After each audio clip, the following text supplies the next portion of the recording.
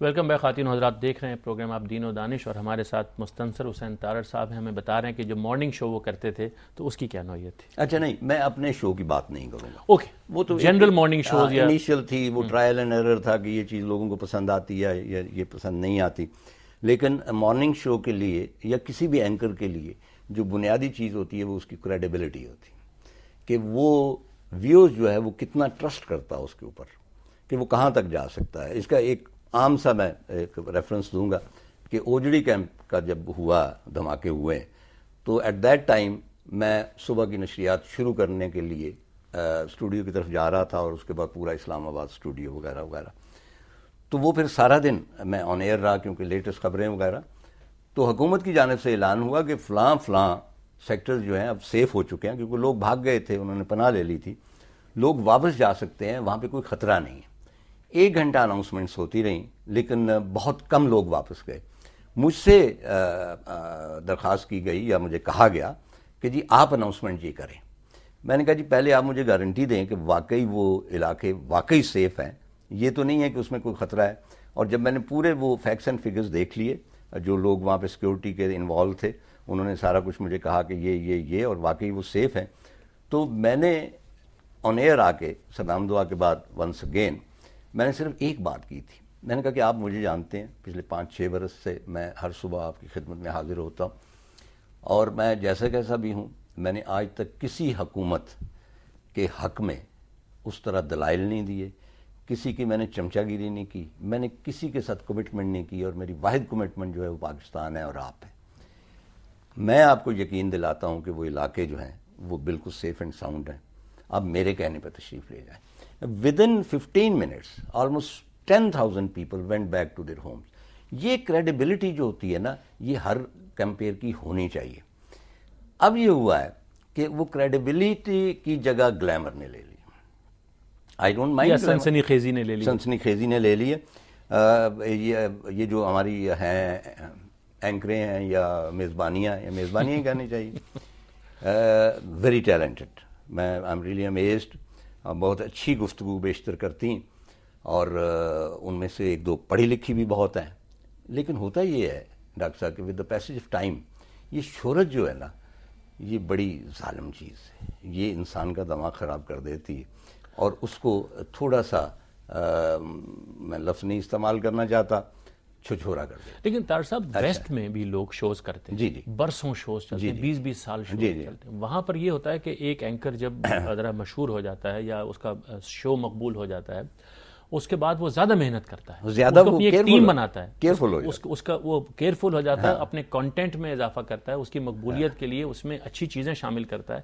ہمارے ہاں کیا یہ نہیں ہوا کہ جو اس دور میں روزمرہ سیاست اور حالات حاضرہ ہیں، یہ جن کا آپ نے ذکر کیا پروگرامز کا، زیادہ تر وہ پروگرامز ہیں. دیکھیے ابھی پچھلے ہی دنوں ہمارے ہی چینل پر محیط پیدا صاحب فرما رہے تھے کہ مطلب معیشت ہے، اس کے ماہرین جب گفتگو کرتے ہیں تو وہ تندی تیزی نہیں ہوتی اس کے اندر، تو وہ دیکھتے ہیں کہ وہ پروگرام کی ریٹنگ گر جاتی ہے. تو وہ چونکہ آپ نے جیسے صحیح فرمایا کہ یہ ایک انڈسٹری ہے نا، اس انڈسٹری کی کچھ اپنے حقائق ہیں، تو اس کی روح سے اس کو زندہ رہنا ہے. لہٰذا ہماری اس جو تجارت کے تقاضوں کے تحت وہ چیزیں ہم پیش نہیں کر پاتے. نہیں ڈاکٹر صاحب، اس میں ساری تجارت نہیں ہے جی.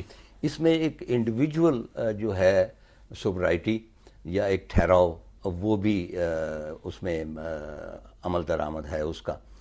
جو میں مارننگ ٹرانسمیشنز کی بات کر رہا تھا، اچھی پڑھی لکھی خواتین، پہلے انہوں نے بڑے اچھے شوز کیے، انٹیلیجنٹ گفتگو کی، لیکن آہستہ آہستہ انہوں نے بولنا شروع کر دیا. اور بولنے کا اب یہ حال ہے کہ ایٹ ٹائمز میں اگر کوئی مارننگ شو لگاتا ہوں اور وہ خاتون کیمرے کی طرف دیکھ کے مسلسل باتیں کری چلتی ہیں، اور بلیو می وداؤٹ ایگزیجریشن کہ 6-7 منٹ، اور مجھے کچھ پتہ نہیں ہوتا کہ وہ کہہ کیا رہی ہیں، ان کو خود بھی کچھ پتہ نہیں ہوتا، لیکن انہوں نے بولنا ہوتا ہے. میری یہ خواہش ہوتی ہے کہ میں یہ دیکھوں کہ ان کے سامنے کون بیٹھا ہوا، آج گیسٹ کون، اور مجھے نہیں پتہ چلتا. فائنلی جب وہ گیسٹ پہ جاتی ہیں، سوال پوچھا ہے، تو وہاں پہ انسٹرکشن ہوں گی پروڈیوسر کی، تب بھی آواز ان کی آ رہی ہے، لیکن مسکراہٹیں اور نخرے جو ہیں وہ اینکر کے دکھائے جا رہے ہیں. اب ریسنٹ ایک فنامنا ہوا ہے، اچھی بھلی پڑھی لکھی خواتین جو ہیں یہاں پہ گجرے ڈالے ہوئے ہیں، اٹھ کے رقص کرنا شروع کر دیے. اور عجیب و غریب، مجھے تو بہت ہی آڈ لگا کہ بھئی اگر آپ کے پاس کہنے کے لیے کچھ نہیں ہے تو آپ یہ سلسلے نہ تو کریں. مجھے یوں لگا کہ جیسے ہمارے یہاں جو پنجابی ڈرامے ہوتے ہیں، اب ان کو کامیاب کرنے کے لیے اس میں رقص شامل کر کچھ نمک مرچ لگا لیا. جی ہاں, تو وہ زندہ ناچ گانا اب شروع ہو گیا, which is blue test. I mean it's not a show then. اگر آپ نے ایک میوزیکل شو کرنا ہے تو اس کو الگ سے کر لیں, لیکن اگر آپ نے ایک مارننگ شو کرنا ہے یا ویسے کسی قسم کا شو کرنا ہے تو اس کے اپنے کچھ ریکوائرمنٹس ہیں, اپنی کچھ پرائرٹیز ہیں. آپ جو میرے نزدیک ہمیشہ میرے سامنے جو شخص بیٹھا ہوا ہے, چاہے اس کا مرتبہ کچھ بھی ہے, وہ میرے لیے وی آئی پی ہے, کیونکہ وہ اس کو میں نے مدعو کیا اسٹوڈیو میں اس سے بات کر رہا ہوں. آئی ہیو ٹو آنر ہم. چنانچہ میری ذات جو ہے ایز این اینکر اس وقت مائنس ہو جاتی ہے. ہی از دا پرسن, ہی از دا, اس کو سامنے آنا چاہیے, اس کو سامنے آنا چاہیے, اور یہاں پہ وہ سامنے آتا ہی نہیں, اس کا پتہ ہی نہیں چلتا. کیا یہ بھی ایک وجہ ہے کہ جو ہماری قوم کے پاس اور تفریح کے ذرائع نہیں ہیں, اور ہم کو اچھی تفریح مہیا نہیں کر پاتے, اور تفریح مہیا کرنا آسان کام نہیں ہے. لوگ کہتے ہیں نا ہیومر لکھنا بہت, کسی کو ہنسانا بہت مشکل کام ہے. تو ہم یہ سب کچھ جو شام کو دیکھتے ہیں 6 بجے سے اور 10 بجے تک, یہ زیادہ تر وہی شوز ہیں جس میں ہماری قوم گھر جانے کے بعد وہ تفریح کے طور پر انوالو ہو جاتی.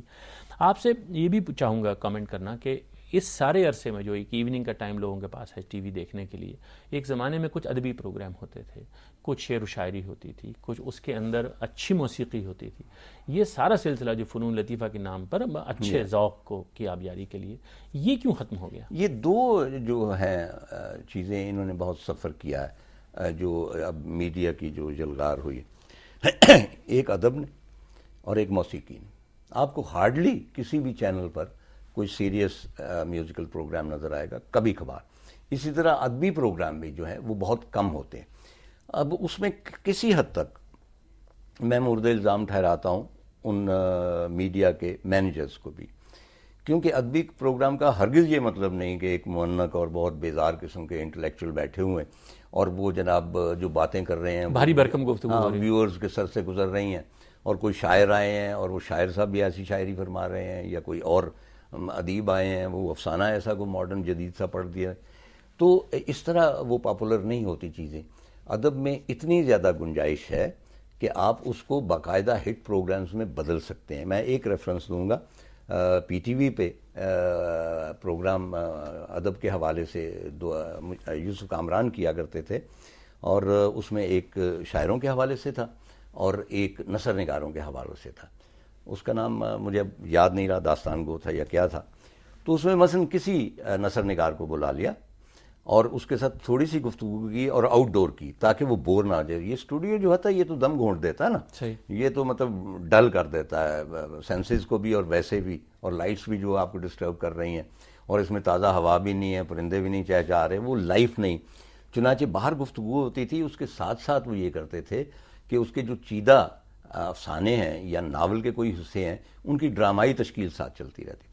چنانچہ اس کے ساتھ جو ویور ہے اس کی دلچسپی بھی برقرار رہتی تھی, وہ ڈرامہ بھی دیکھ رہا ہے اور گفتگو بھی سن رہا ہے, اور اس کی تربیت بھی ہوتی, اس کی ڈیفینیٹلی اس کی تربیت بھی ہو رہی.